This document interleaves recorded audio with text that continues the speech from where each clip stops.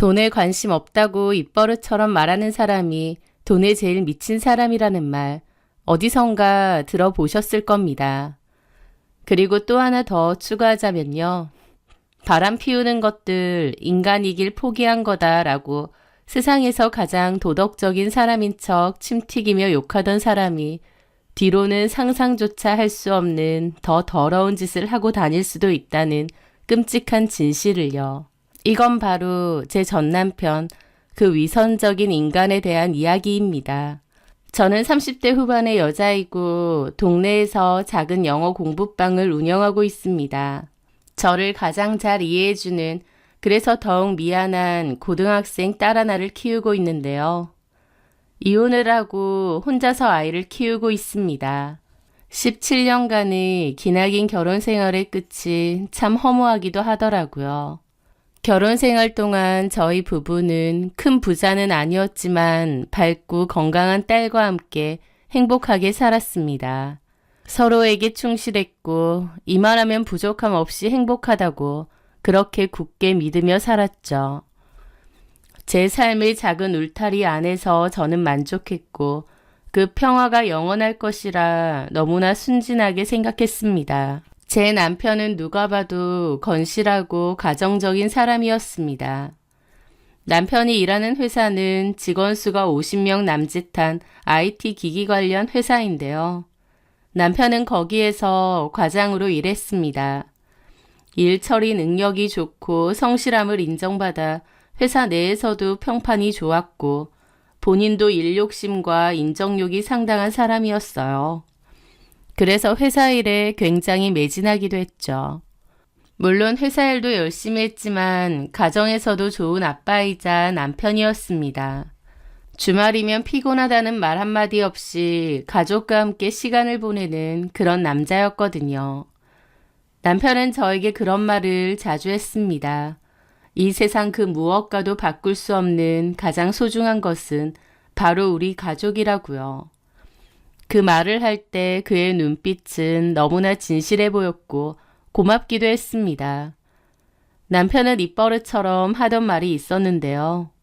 저녁 식탁에서 아이들 앞에서조차 혹은 TV 뉴스에 불륜 관련 사건이라도 나올 때면 어김없이 인상을 찌푸리며 혀를 차곤 했어요.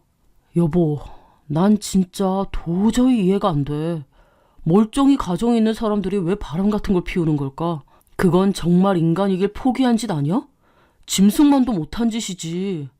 한순간의 쾌락 때문에 가족들 가슴에 대못을 박는 것들 다 천벌받아 마땅해. 그런 말을 할 때면 그의 얼굴에는 진심 어린 경멸과 분노가 서려 있었습니다. 저는 그런 남편의 확고한 도덕관념이 존경스럽기까지 했습니다. 그리고 다른 사람은 몰라도 적어도 내 남편은 다르다고, 그런 추잡하고 더러운 일과는 영원히 거리가 먼 사람이라고 생각했죠. 그의 말들은 제 믿음을 더욱 단단하게 만드는 주문과도 같았거든요. 또 남편은 회사 회식 문화에 대한 불만도 끊이지 않았습니다. 특히 남자들끼리 이어지는 2차, 3차 문화에 대해 극도의 혐오감을 표현했죠. 오늘 또 회식이네. 난 정말 우리나라 회식 문화가 너무 싫어. 왜들 그렇게 술을 못 마셔서 안달인지 몰라. 거기다 남자들끼리 2차 간다고 하면 뻔하지 뭐. 아가씨들 나오는 술집 가서 실실거리면서 더러운 농담이나 하고. 난 그런 자리가 너무 수준 낮고 싫어서 무조건 1차만 하고 바로 들어오잖아. 알지? 그리고 남편은 정말 본인의 말처럼 회식에 가면 뭘 먹었는지, 누구와 함께 있는지, 음식 사진과 함께 꼬박꼬박 제게 인증샷까지 보내주곤 했습니다. 마치 자신의 결백을 스스로 증명이라도 하듯이 말이죠. 그 정도로 저를 안심시키려 노력하니 제가 어떻게 남편을 의심할 수 있었겠어요? 세상 천지 다 뻔한 남자들이라고 할지언정 저는 제 남편만큼은 절대 외도도 배신도 할 사람이 아니라고, 하늘이 두 쪽 나도 내 남편은 가정을 버릴 사람이 아니라고 철석같이 믿을 수밖에요. 그의 위선적인 가면 뒤에 숨겨진 추악한 진실을 까맣게 모른 채 말입니다. 하지만 그 단단했던 믿음은 아주 처참하고 잔인하게 예상치 못한 순간에 산산조각 나고 말았습니다. 어느 날이었습니다. 남편이 회사에서 아주 중요한 프로젝트를 맡게 되었다며 당분간은 매일 야근 때문에 집에 늦게 들어올 거라고 그러더군요. 여보, 이번에 정말 우리 회사 명운이 걸린 큰 프로젝트를 맡아서 팀원들이랑 밤낮 없이 매달려야 할 것 같아. 당분간은 집에 일찍 들어오기 힘들 거야. 거의 사무실에서 살다시피 해야 할지도 몰라. 주말에도 나가야 할 수도 있고. 당신이랑 지우가 이해 좀 해줘. 그의 얼굴에는 가장으로서의 책임과 프로젝트 성공에 대한 비장함이 가득 서려 있었습니다. 저는 당연히 남편을 전폭적으로 응원하고 격려했습니다. 가장의 어깨에 놓인 무게를 짊어지고 힘든 티 내지 않으려 애쓰는 남편이 안쓰럽고 대견하게 느껴졌으니까요. 그래서 고생하는 남편을 위해 피로회복제와 영양제를 꼭꼭 챙겨두곤 했습니다. 그런데 얼마 뒤였어요. 저는 외가 쪽 친척 어른의 병문안을 갔다가 집으로 돌아오는 길이었습니다. 시계를 보니 저녁 8시가 조금 넘은 시간이었죠. 공교롭게도 제가 들렸던 병원이 남편의 회사가 있는 건물과 아주 가까운 곳에 위치해 있었어요. 남편에게 카톡이 아까 왔었는데 밥 대충 때우고 일한다고 바쁘다고 하더라고요. 문득 밤늦게까지 회사에서 고생하고 있을 남편이 안쓰러웠습니다. 얼마나 바쁘기에 팀원들과 제대로 저녁도 못 챙겨 먹고 일을 할까 마음이 안 좋았죠. 남편이 자기 팀원이 대략 10명 정도 된다고 했었고 그 팀원들과 다 같이 밤샘 야근을 한다고 했었는데요. 가려다가 문득 걸음을 멈췄습니다. 이왕 여기까지 온 김에 우리 남편이랑 밤늦게까지 고생하는 팀원들 먹을 간식이라도 좀 사다 주고 갈까? 다들 힘든데 이거라도 먹고 조금이라도 힘내라고 해야지. 그런 생각이 든 거죠. 저는 발걸음을 돌려 근처 카페와 빵집에 들렀습니다. 그리고 시원한 주스, 든든하게 배를 채울 수 있는 샌드위치와 빵 같은 먹을거리를 아주 넉넉하게 10명이 넘는 사람들이 충분히 먹고도 남을 만큼 푸짐하게 샀습니다. 양손 가득 간식 봉투를 들고 저는 조금은 설레는 마음으로 남편의 회사가 있는 건물로 향했습니다. 남편의 건물은 그 건물의 3층이었고 한 층 전체를 다 사용한다고 들었어요. 그렇게 엘리베이터를 타고 3층에 내렸습니다. 그런데 복도에서부터 느껴지는 분위기가 이상했습니다. 너무나 고요하고 적막하더라고요. 그리고 사무실이 불이 꺼져 있는 듯 어두웠고 복도만 환하더라고요. 다 퇴근했나? 분명 팀원들이랑 다 같이 야근한다고 했는데 이게 어떻게 된 거지? 아니면 다 같이 다른 곳으로 이동해서 회의라도 하는 건가? 이상하다는 생각에 혹시나 하는 마음으로 사무실 출입문 쪽으로 천천히 다가갔습니다. 사무실은 전체가 통유리로 되어 있어서 복도에서도 안이 훤히 들여다보이는 구조였습니다. 혹시 안에 누가 남아있나 싶어 들고 있던 간식 봉투를 잠시 복도 바닥에 내려놓고 유리벽에 얼굴을 바짝 가까이 대고 안을 쭉 훑어보았습니다. 대부분의 자리는 비어 있었고 컴퓨터 모니터도 꺼져 있었습니다. 그런데 저 안쪽 창가 자리에 익숙한 뒷모습이 보였습니다. 바로 제 남편이었어요. 그는 혼자 컴퓨터 앞에 앉아 뭔가에 깊이 몰두하고 있는 것처럼 보였습니다. 어머 세상에, 다른 사람들은 벌써 다 퇴근하고 우리 남편 혼자 저렇게 늦게까지 남아서 고생하고 있었구나. 그 생각이 들자 그 뒷모습이 어찌나 짠하고 안쓰러웠는지 모릅니다. 저도 모르게 코끝이 찡해지며 눈물까지 핑 돌 정도였죠. 남편이 요즘 부쩍 예민해 보였던 이유, 집에 와서도 피곤에 절어있던 모습들이 한꺼번에 이해되면서 미안한 마음까지 들었습니다. 그래, 이거라도 얼른 전해주고 너무 무리하지 말고 오늘은 이만 퇴근해서 집에 같이 가자고 말해야겠다. 그렇게 생각하며 남편에게 전화를 걸려고 핸드폰을 꺼내들었습니다. 바로 그때였습니다. 남편은 혼자가 아니었어요. 탕비실 쪽이었는진 모르겠는데 어떤 여자가 손에 커피를 들고 남편 자리 쪽으로 다가왔습니다. 좀 멀리 떨어져 있긴 했지만 남편의 자리는 환했기 때문에 얼굴은 보였어요. 저는 그 여자가 누군지 알았습니다. 왜냐면 남편이 전에 카톡 프로필 사진을 보여주면서 불평을 늘어놓았던 김지선이라는 이름의 팀장이었거든요. 남편은 평소에 그 여자에 대해 불만을 자주 토로하곤 했습니다. 아, 진짜 김 팀장 그 여자는 능력이라고는 쥐뿔도 없으면서 팀장 자리 깨찬 거 보면 진짜 어이없다니까. 능력도 없는데 어떻게 팀장이 됐어? 우리 회사 제일 큰 투자자 와이프잖아.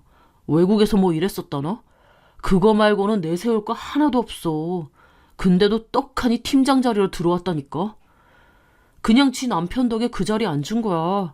쥐뿔도 모르면서 아는 척 지시하는 척은 또 얼마나 꼴사나운지.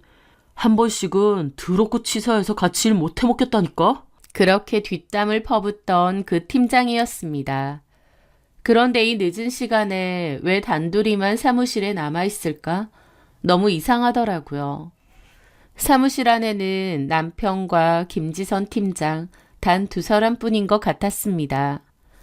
그런데 두 사람 사이에 흐르는 분위기가 제가 상상했던 서로 불편해하는 상사와 부하 직원의 관계와는 너무나도 달랐습니다. 업무에 대한 대화를 나누는 것 같지도 않았고 서로를 뭔가 끈적이게 보더라고요. 그러더니 그 여자가 남편의 어깨에 너무나 자연스럽게 손을 올리고 무슨 말을 했는데 그 후 갑자기 정말 제 눈앞에서 믿을 수 없는 일이 벌어졌습니다. 두 사람이 서로의 얼굴을 마주보고 진한 키스를 나누기 시작한 거였죠. 저는 너무 경악했고 그 자리에서 마치 얼음처럼 굳어버렸습니다. 숨 쉬는 것조차 잊어버렸어요. 내가 지금 뭘 보고 있는 건지. 머릿속이 새하얗게 아무 생각도 할 수 없었습니다. 키스가 끝나고 두 사람은 뭐가 그렇게 즐거운지 서로의 몸을 부둥켜 안고 장난을 치며 낄낄거렸습니다. 그러더니 이번에는 서로의 허리에 팔을 감고 사무실 안쪽에 있는 불이 꺼진 회의실 쪽으로 향했습니다. 저도 모르게 홀린 듯이 마치 자석에 끌리듯 사무실 문 손잡이를 잡고 당겼습니다. 그런데 문은 잠겨 있지 않았습니다.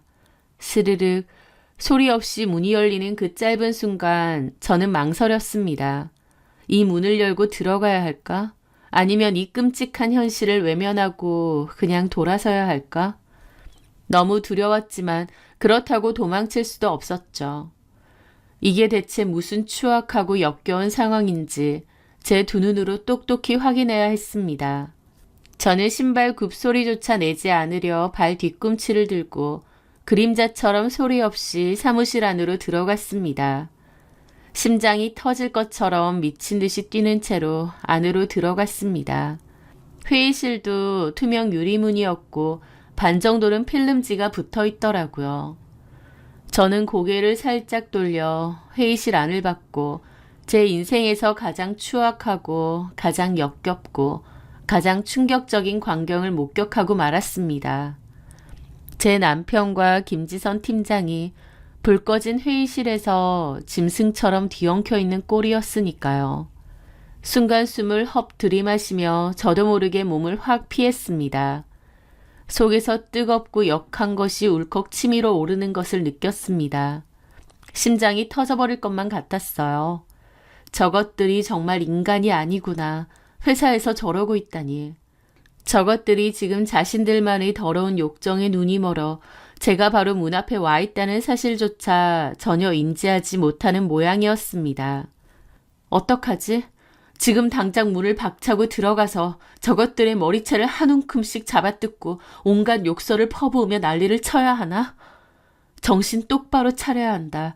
저는 심장이 벌컥벌컥 뛰더라고요. 그리고 이걸 찍어야 한다는 생각이 들었습니다.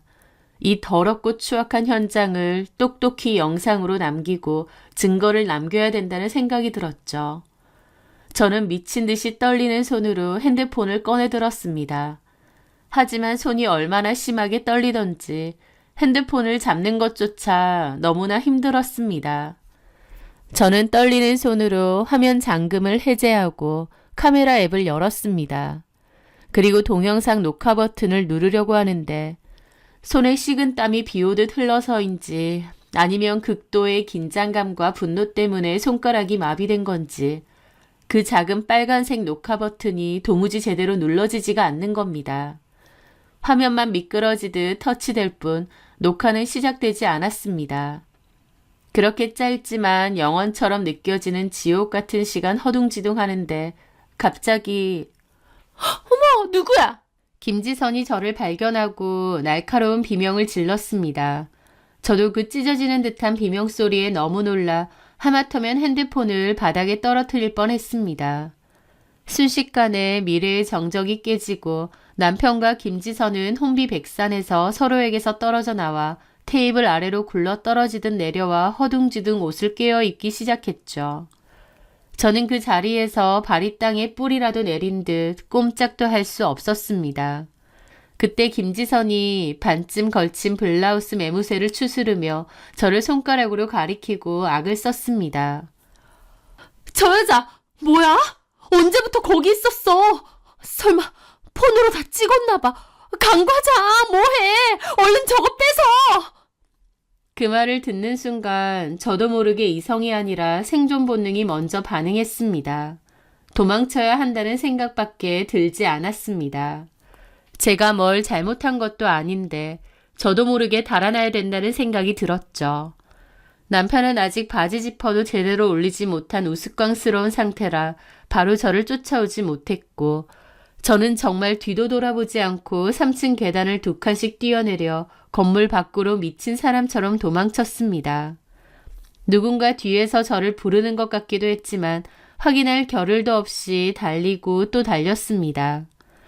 차가운 밤 공기가 폐를 애는 듯 아팠지만 멈출 수 없었습니다. 심장이 갈비뼈를 부수고 입 밖으로 튀어나올 듯이 뛰었고 머릿속은 제가 방금 목격한 역겨운 짐승들의 모습과 남편의 위선적인 얼굴, 김지선의 날카로운 비명소리로 뒤죽박죽 엉망진창이었습니다. 이게 정말 현실인지 아니면 제가 지독한 악몽을 꾸고 있는 건지 도저히 분간할 수가 없겠더군요. 어떻게 집까지 돌아왔는지 정확히 기억나지도 않습니다.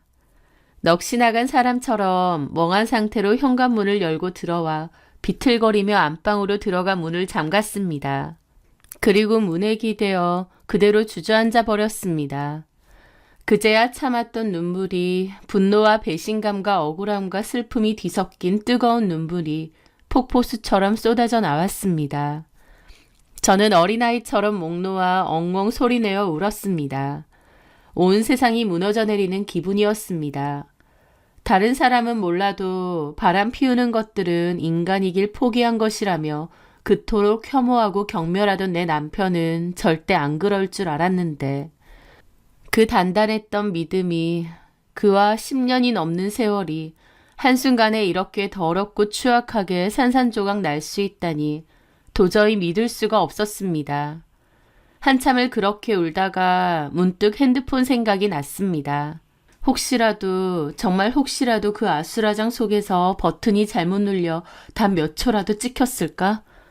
마지막 희망을 붙잡는 심정으로 떨리는 손으로 갤러리를 열어 확인했지만 역시나 아무것도 찍히지 않았습니다. 그토록 결정적인 순간에 제 손가락은 끝내 빨간색 녹화 버튼을 누르지 못했던 겁니다. 증거가 없었습니다. 이토록 명백하고 확실한 배신을 제 두 눈으로 똑똑히 목격했는데 그것을 증명할 아무런 객관적인 증거가 없다니 너무나 절망스럽고 기가 막혔습니다. 저는 그대로 침대 위에 쓰러져 이불을 머리 끝까지 뒤집어 쓰고 몸을 웅크렸습니다. 이걸 어떻게 해야 하나, 저 인간들을 어떻게 해야 하나, 그냥 이대로 모른 척 덮고 살아야 하나? 아니, 절대 그럴 수는 없어. 내 눈으로 똑똑히 본 이상 내 자존심이 그것을 용납하지 않아. 수많은 생각들이 머릿속을 어지럽게 헤집고 다녔습니다. 그렇게 얼마나 시간이 흘렀을까. 현관문 열리는 소리와 함께 남편이 들어왔습니다. 그리고 곧장 안방문을 다급하게 두드리며 제 이름을 애타게 불렀습니다. 여보, 혜진아, 내가 다 설명할게. 당신이 본 건 정말 오해야. 제발 내 말 좀 들어보고 얘기하자. 저는 이불 속에서 증오에 찬 목소리로 소리쳤습니다. 꺼져! 당신 목소리, 숨소리조차 듣기 싫으니까 집에서 당장 나가! 남편은 무릎을 꿇고 빌더군요.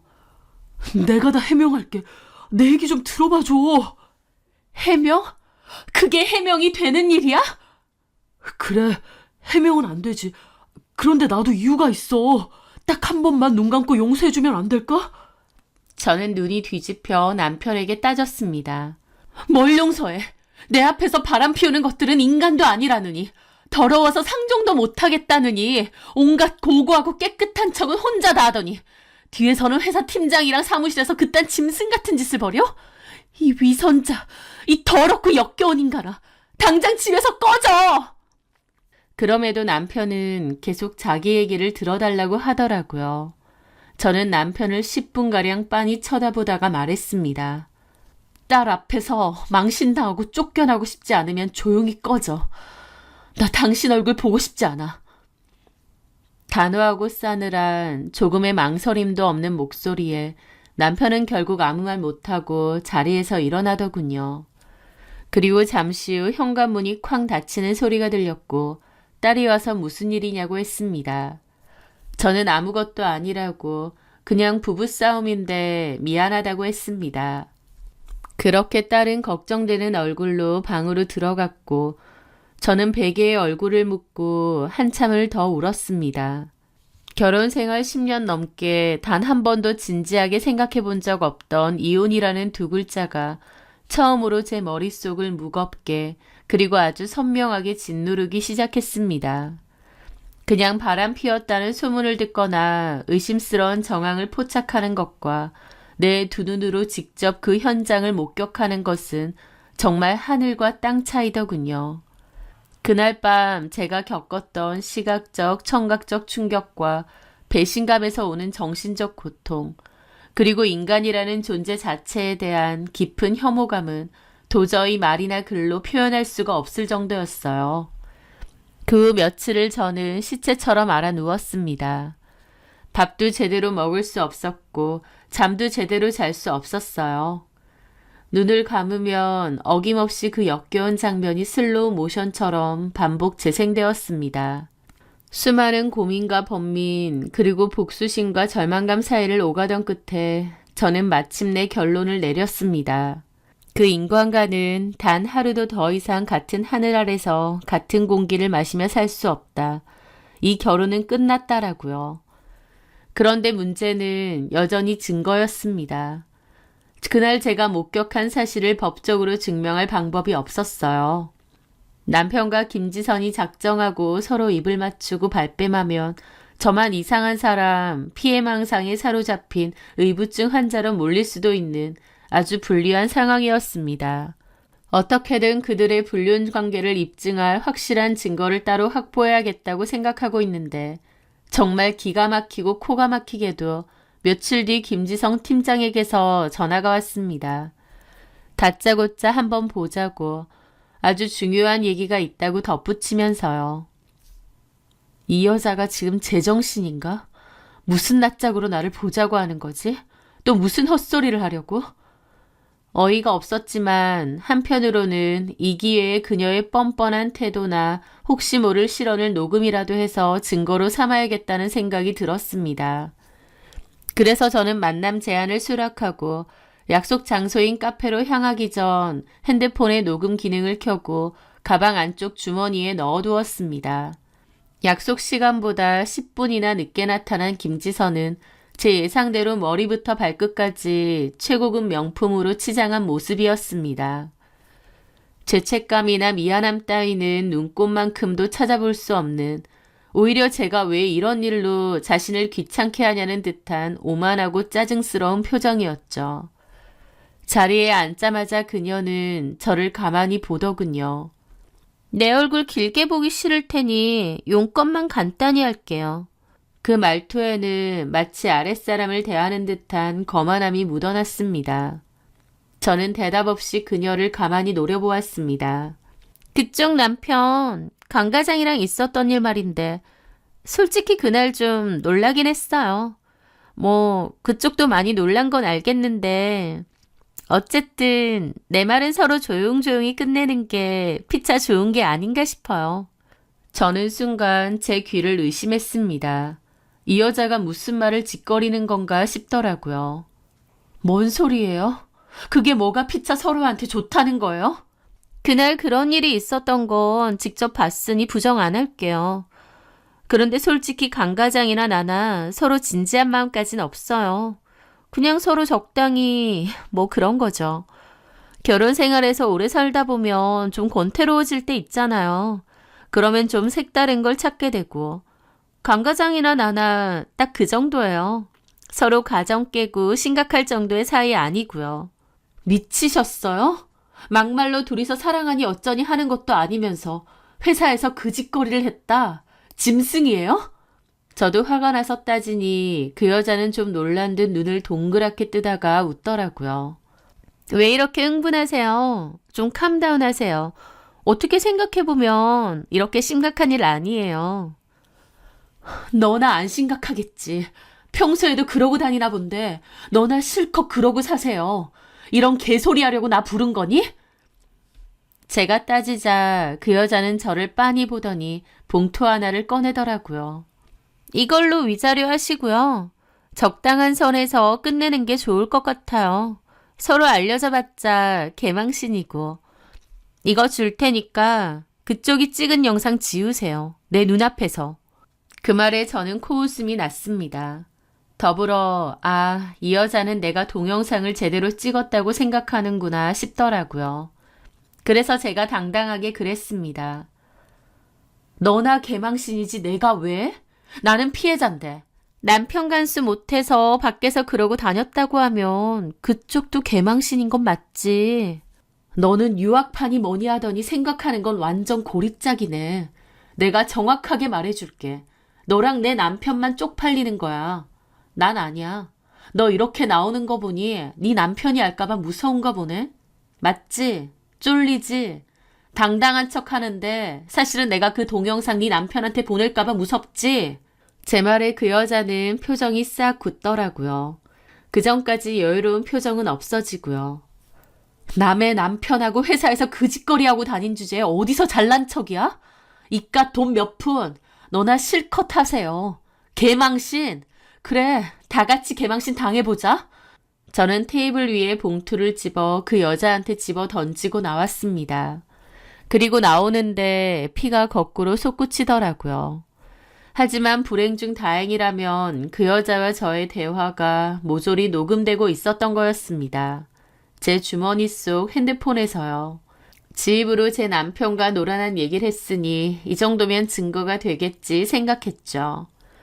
그 후 저는 변호사를 선임하여 본격적인 이혼과 상간소송을 준비하기 시작했습니다. 아이 앞에서 싸우는 꼴 보기 싫으면 집에 들어오지 말라고 했어요. 그렇게 남편이 없는 집에 딸이랑 둘이서 지내는데 그런데 생각보다 밤에 불안하고 무서운 마음이 들더군요. 그때 제 심정이 더 복잡했기 때문에 더더욱 그랬던 것 같습니다. 남편이 술이라도 마시고 찾아와 행패를 부리거나 아니면 김지성과 짜고 무슨 짓을 하지는 않을까 걱정이 되더라고요. 그래서 고민 끝에 거실 창문이 잘 보이는 곳에 홈 CCTV를 하나 설치했습니다. 혹시 모를 비상 상황에 대비하고 저와 아이의 안전을 지키기 위해서였죠. 그리고 그것은 제 인생에서 가장 현명한 결정 중 하나가 되었습니다. 며칠 뒤 제 불길한 예감은 어김없이 현실이 되었거든요. 그날따라 몸이 너무 피곤해서 일찍 잠자리에 들었는데 자정이 넘은 시간에 거실 쪽에서 뭔가 부딪히고 넘어지는 듯한 둔탁한 소리가 들리는 겁니다. 순간 심장이 쿵 내려앉으며 온몸에 털이 쭈뼛 서는 것을 느꼈습니다. 도둑인가? 저는 너무 놀라서 핸드폰을 켜려고 했는데 거실 충전기에 놔둔 것이 떠올랐죠. 어떡하지? 일단 나가서 확인을 해봐야 하나? 오만 가지 생각이 머릿속을 스쳐 지나가는 바로 그 순간 혹시 건너방 딸에게 무슨 일이라도 생길까봐 더 이상 지체할 수 없다고 판단했습니다. 저는 숨을 죽이고 아주 조심스럽게 안방 문을 열고 거실 쪽을 살폈습니다. 그런데 어둠 속 거실에서는 도둑이 아니라 제 남편이 서 있는 거예요. 저는 너무 놀라고 벙쪘습니다. 저는 남편에게 들어오지 말라고 비번까지 바꿨거든요. 제가 황망하게 보고 있는데 남편이 충전 중이던 제 핸드폰을 신경질적으로 뽑았습니다. 그 순간 머릿속에는 증거 영상 때문에 왔구나 라는 생각이 번뜩 나더군요. 지금 뭐 하는 거야? 내 폰 내려놔! 그러면서 저는 남편에게 달려들어 핸드폰을 뺏으려고 했고 남편은 피했습니다. 그러면서 격렬한 몸싸움이 벌어졌죠. 아이도 놀라서 방에서 나오고요. 남편은 이성을 잃었는지 핸드폰을 뺏기지 않으려 저를 벽 쪽으로 거칠게 밀치고 뿌리쳤습니다. 지켜본 딸아이도 놀라서 비명을 지르며 저에게 달려왔죠. 저는 정말 생명의 위협을 느꼈고 무섭더라고요. 그런데 남편이 갑자기 베란다 쪽으로 비틀거리며 가더니 베란다 창문을 열고 제 핸드폰을 그대로 아파트 밖 1층 화단으로 집어 던져버리는 겁니다. 한밤중에 고요함을 깨고 둔탁한 파열음이 아래층에 울려 퍼졌죠. 야, 이 미친 인간아! 지금 뭐 하는 짓이야! 저는 절규했고 딸아이도 놀라더라고요. 아빠, 지금 뭐 하는 거야? 엄마한테 왜 그래? 너 그 여자랑 바람 피운 증거 없애려고 온 거지. 그 여자가 시켜서 내 폰 박살내러 온 거지. 맞지? 이 인간 말종 같은 쓰레기야. 저는 격앙되어 외쳤고 남편은 입 꾹 다물고 가만히 있더군요. 딸은 울면서 아빠가 어떻게 이럴 수 있느냐고 그랬습니다. 그러자 남편은 나가다 말고 딸에게까지 버럭 소리를 지르더군요. 넌 빠져. 이건 아빠랑 엄마 일이야. 애들은 몰라도 돼. 어른들 일에 끼어들지 마. 애한테 왜 소리를 질러? 나도 불쌍한 인간이야. 나도 어쩔 수 없었다고. 바람 핀 게 어쩔 수 없었어?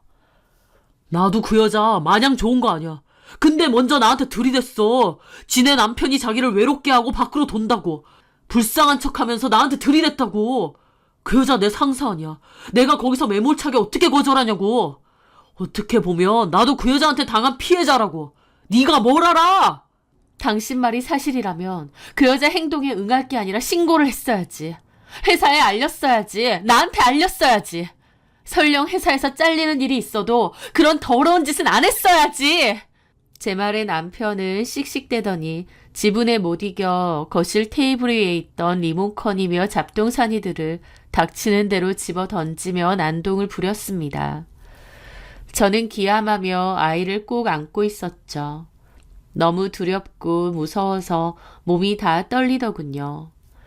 그렇게 한바탕 집안을 쑥대밭으로 만들고 난리를 친 남편은 문을 박차고 집을 나갔습니다.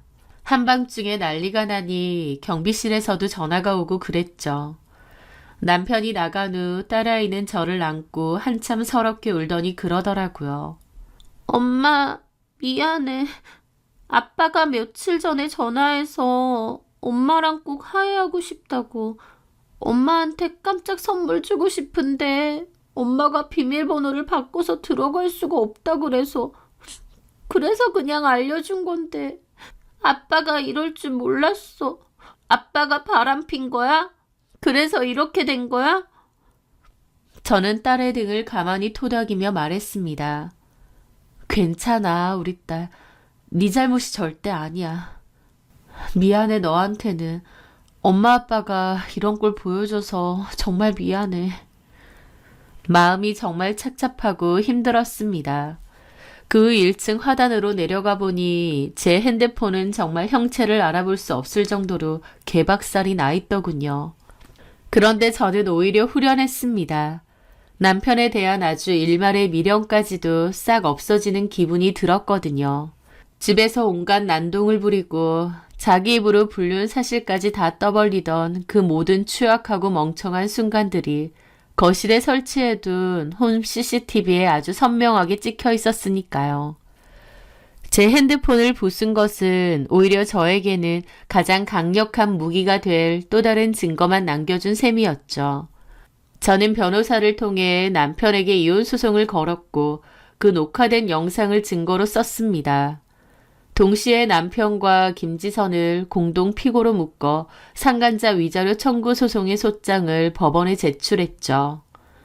며칠 뒤 법원에서 보낸 소장이 김지선의 집으로 송달된 것 같았는데 얼마 지나지 않아 모르는 번호로 전화가 걸려왔습니다. 상대 남자는 김지선의 남편이었어요. 김지선 남편은 집으로 온 소장을 보고 모든 사실을 알게 된 것이었습니다. 그는 따로 한번 볼 수 있느냐고 했고 저는 김지선 남편을 만나게 되었습니다. 그리고 그날 밤 사무실에서 목격했던 일부터 시작해서 김지선이 저를 찾아와 돈으로 입막음을 하려 했던 일, 그리고 남편이 집에 침입해 핸드폰을 부수며 행패를 부리고 모든 것을 자백했던 일까지 차분하게 설명했습니다. 그리고 마지막으로 그날 밤의 홈 CCTV 영상을 그에게 직접 보여주었습니다. 영상을 보는 내내 그의 얼굴은 분노와 배신감 그리고 참담함으로 일그러지더군요. 그는 영상을 자기한테도 줄 수 있느냐고 했고 저는 바로 보내주었습니다. 그리고 그는 고맙다는 말과 함께 자리를 떠났죠. 그 후의 일들은 제가 예상했던 것보다 훨씬 빠르고 확실하게 진행되었습니다. 김지선의 남편은 제가 제공한 영상과 녹취 파일 등을 증거로 김지선에게 이혼 소송을 제기했고 동시에 제 남편에게도 상간남 소송을 걸었습니다. 결과적으로 제 전남편과 김지선은 각자의 배우자에게 이혼을 당하고 양쪽으로부터 거액의 위자료를 지급하라는 판결을 받았습니다. 또한 그들의 추악한 불륜 사실과 남편의 폭력적인 행위, 그리고 김지선의 지위를 이용한 부적절한 처신 등이 회사에 알려지면서 두 사람은 나란히 중징계를 받고 불명예스럽게 해고되었습니다. 한순간의 더러운 쾌락과 어리석고 비겁한 선택으로 그들이 그토록 지키려 애썼던 가정, 직장, 사회적 평판 등 모든 것을 한꺼번에 아주 비참하게 잃게 된 거죠. 저는 남편이 그 소름 끼치도록 이중적인 모습과 마지막까지 반성 없이 폭력적인 태도를 보인 것에 완전히 환멸을 느꼈고 제 딸 역시 아빠의 배신과 폭력적인 모습에 큰 충격을 받고 깊은 실망감을 느껴 더 이상 아빠를 보고 싶어 하지 않았습니다. 그래서 저희는 그 사람과 법적으로는 물론이고 인간적으로도 완전히 인연을 끊고 살아가기로 결정했습니다. 물론 그 과정에서 얻은 마음의 상처가 하루아침에 마법처럼 완전히 아문 것은 아닙니다. 하지만 저는 더 이상 과거의 악몽과 배신감에 얽매여 제 소중한 인생을 낭비하지 않으려 노력하고 있습니다. 저를 누구보다 응원해주고 든든하게 지지해주는 사랑스러운 아이들과 함께 이제는 오롯이 저와 저희 딸 이렇게 행복하게 살아갈 생각만 하고 있습니다. 제 이야기를 끝까지 들어주셔서 진심으로 감사합니다.